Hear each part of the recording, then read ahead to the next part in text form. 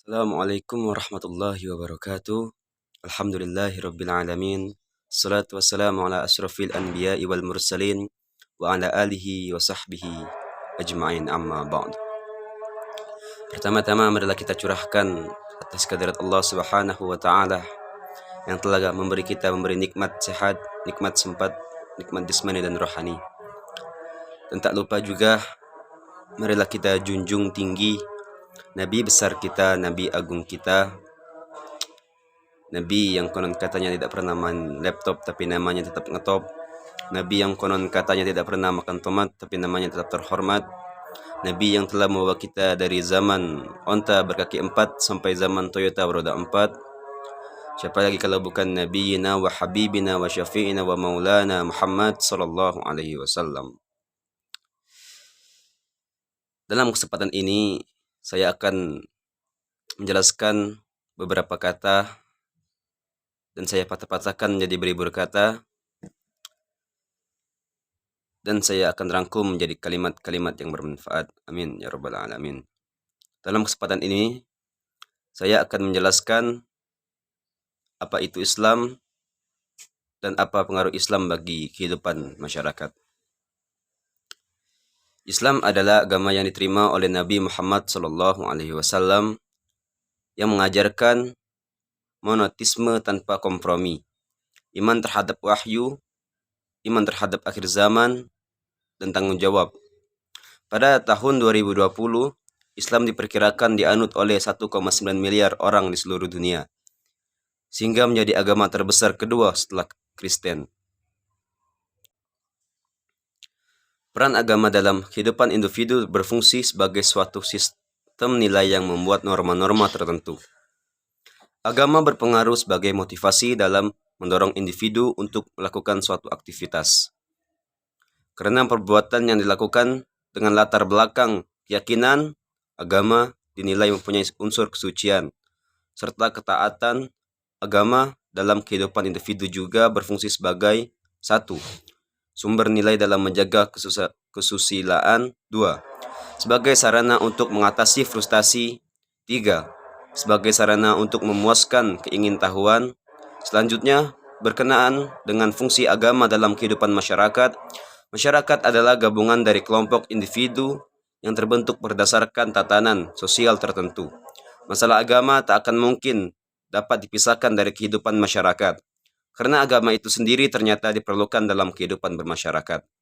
Dalam praktiknya, fungsi agama dalam masyarakat antara lain: 1. Berfungsi edukatif. 2. Penyelamat. 3. Sebagai perdamaian. 3. Sebagai sosial kontrol. 4. Sebagai penumpuk rasa solidaritas. 5. Berfungsi transformatif. 6. Berfungsi kreatif. 8. Berfungsi sublatif. Dan 9. Berfungsi sublamatif. Untuk selanjutnya, berkaitan dengan kemakmuran dan kebahagiaan manusia, menurut ajaran Islam dapat dilihat dari berbagai sisi, di antara adalah: 1. Kewajiban sosial manusia. 2. Manusia sebagai pemakmur. Dan 3. Strategi hidup sebagai pemenang. Dan Allah berfirman dalam Al-Quran, Inna dina indallahil Islam. Sesungguhnya agama yang benar itu adalah Islam. Agama merupakan suatu bentuk keyakinan manusia terhadap sesuatu yang bersifat idikodrati, supranatural. Keberadaan agama sudah ada sejak lama dan menjadi bagian dari sejarah umat manusia. Agama memiliki ruang lingkup yang sangat luas dalam kehidupan, dan tidak hanya sekedar memberi petunjuk untuk kehidupan di akhirat. Agama membawa nilai-nilai kehidupan bagi manusia, sehingga memberikan pengaruh yang luar biasa dan dalam kehidupan sehari-hari. Dalam beberapa golongan masyarakat, agama juga menjadi kebutuhan dasar dari kehidupan kelompok. Agama pun jadi suatu pedoman yang memuat norma-norma tertentu. Norma-norma tersebut pada akhirnya menjadi acuan dalam bersikap dan bertingkah laku agar sejalan dengan keyakinan agama yang dianutnya. Agama memiliki peran yang penting dalam sebuah kehidupan. Ada banyak fungsi agama yang bisa kita rasakan ketika menjalani kehidupan sehari-hari. Dalam artikel ini akan kami sampaikan beberapa fungsi agama bagi kehidupan manusia yang perlu diperhatikan. Menurut Kamus Besar Bahasa Indonesia, agama adalah ajaran atau sistem yang mengatur tata keimanan, kepercayaan, dan peribadatan kepada Tuhan yang Maha Kuasa. Ini disertai dengan kata kaidah yang berhubungan dengan pergaulan manusia, dengan manusia lainnya ataupun dengan lingkungannya. Sedangkan menurut etimologi, istilah agama merujuk dalam bahasa Sanskerta, yaitu a, yang artinya tidak, dan gama yang berarti kacau. Maka agama memiliki arti tidak kacau atau teratur. Maka dari itu, agama dapat diartikan sebagai sebuah kumpulan aturan yang mengarahkan manusia pada arah dan tujuan yang baik dan benar.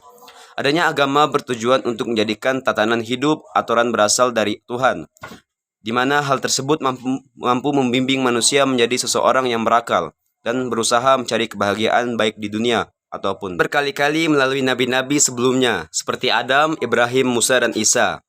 Antara lain, wahyu sebelumnya ini dikaitkan dengan Yudaisme dan Kristen yang dianggap dalam Islam sebagai agama pendahulu spiritual.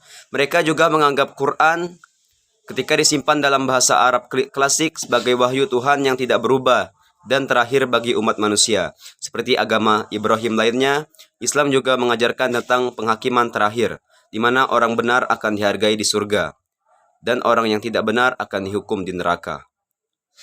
Mungkin ini saja yang dapat saya sampaikan, kurang lebih saya mohon maaf.